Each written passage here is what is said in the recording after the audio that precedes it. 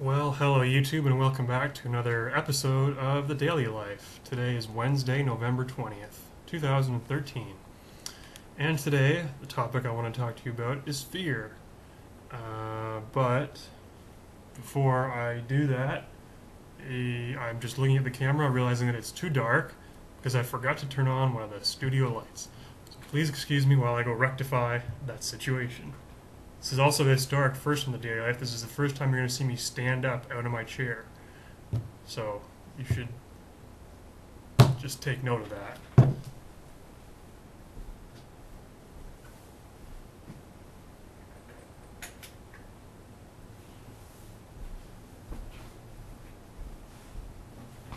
Alright, that's better.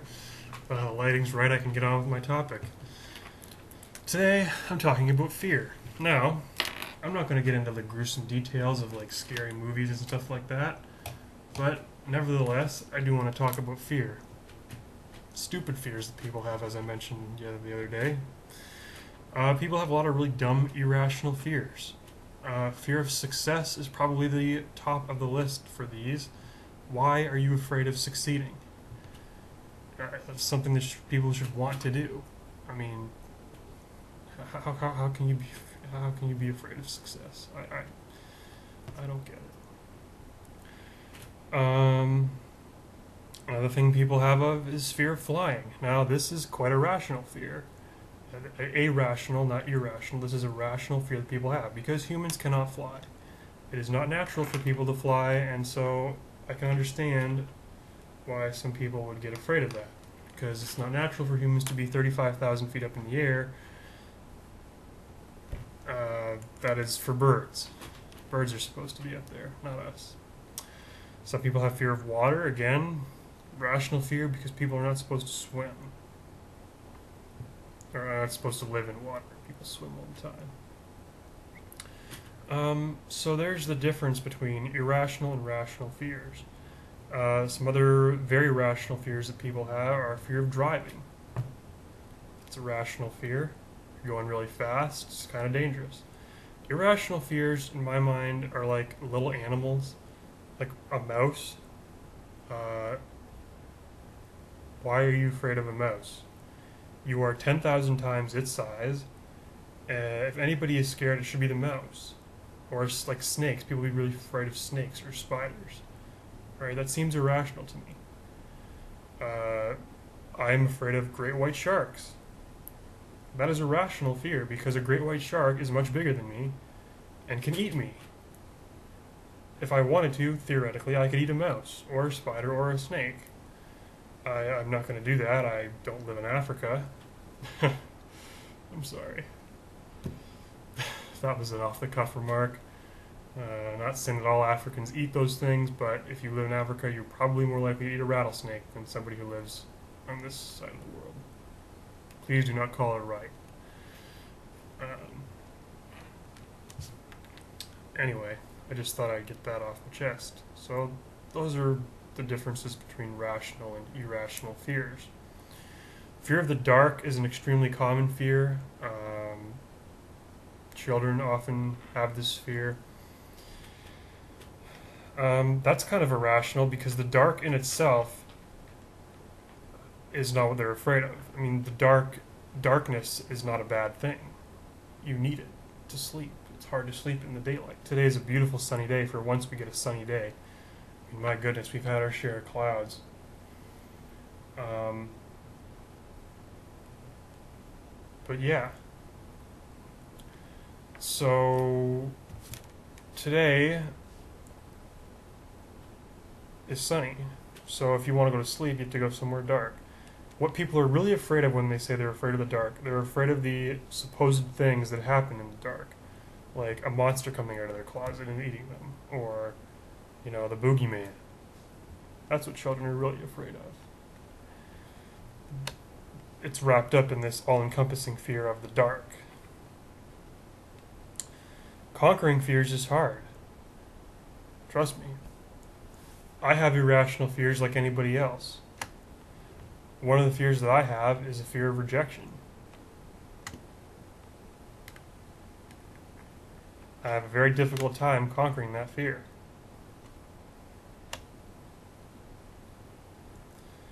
How do we conquer fears? That's another thing. Um, People do it in different ways. Say you have a fear of uh, intimacy. You may go see a prostitute. Probably not going to be the best way of doing that, but it's a way. Say you have a fear of swimming.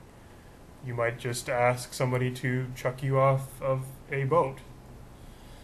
Again, that's probably not going to be the most logical way to approach your fear, but it is a way, nonetheless. Other stuff about fears I can talk about for 4 minutes.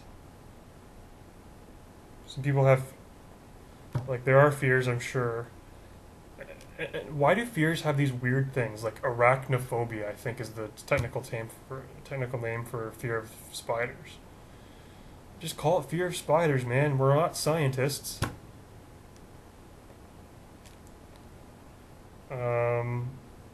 But yeah, scientific stuff. Some people have fear of paper.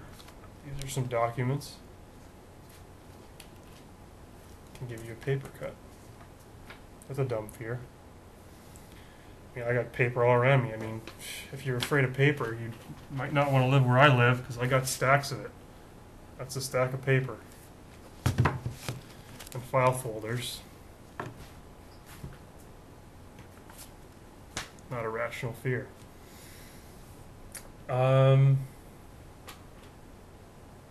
Some people have, I'm trying to think of other fears that I can talk about here. I'm really tired though. Some people don't have any fears, or claim to not have any fears, which is, if you claim to not have any fears, you're a liar. The biggest, toughest guy on earth has a fear. And it may be the same fear that the smallest 2-year-old kid has. Just because you're big and strong does not make you immune to fears. I'm 6'4" and I still have fears. Just because you're big doesn't mean you don't have fears. Everybody has them. Everybody has to get through it. It's part of life.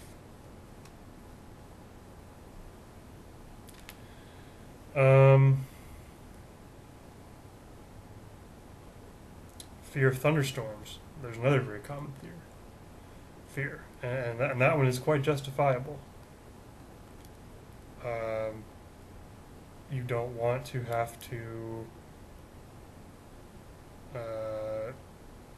get struck by lightning.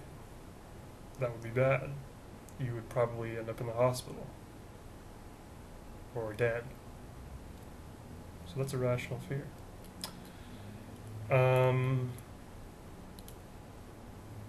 Yeah. Anyway, at this point, I've run out of things to say about fear. So, I'm going to introduce a minute earlier than I usually do tomorrow's topic, which is parades. It is the Christmas season, and there are lots of Santa Claus parades. And I thought I would talk about parades in general, which should be a much funnier topic than fear. Fear was kind of rambling. I didn't like it that much. It's kind of an abstract topic. I like to talk about concrete topics because they're funnier. So that's what I'm going to talk about tomorrow.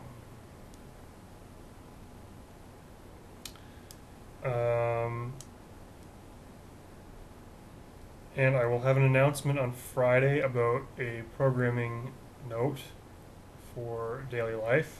I guess since I have a few seconds now, I will mention it. Next week is going to be a break week. On the daily life, there will be no shows because I am going on holidays. So if you wake up on Monday morning next week and you think, why is there no daily life? First of all, it could be because I was late in getting it up, like that happened yesterday. I didn't get up till 4 o'clock, but that's not the real answer.